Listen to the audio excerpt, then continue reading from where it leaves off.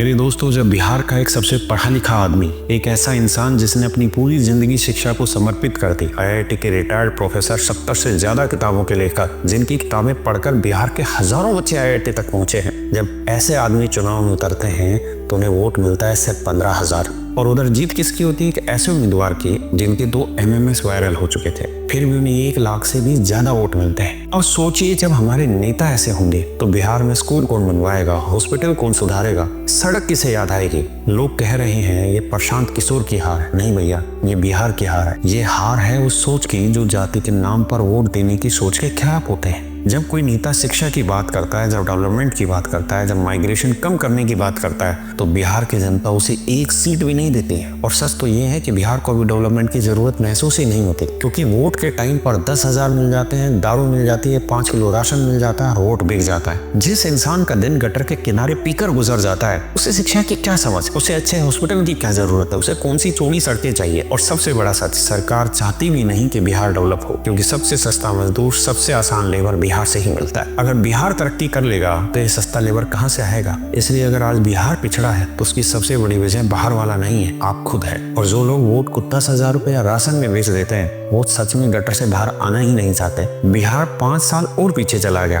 क्योंकि तुमने बदलाव का मौका होते हुए भी उसे ठुकरा दिया। मुझे ये उम्मीद थी कि प्रशांत किशोर जैसा पढ़ा लिखा आदमी शायद बिहार में सरकार बनाएगा, लेकिन मैं ये जानकर बहुत हैरान हुआ कि प्रशांत किशोर के मुश्किल से 1 से 2 ही कैंडिडेट ऐसे थे जो जमानत बचा पाए। आप सोचिए कि किस तरीके से फिर एक पढ़ा लिखा आदमी अपने बलबूते पर राजनीति में आ सकता है। जब हम हर चीज को जातिगत और पैसे में बेचते चले जाएंगे तो देश कैसे डेवलप करेगा?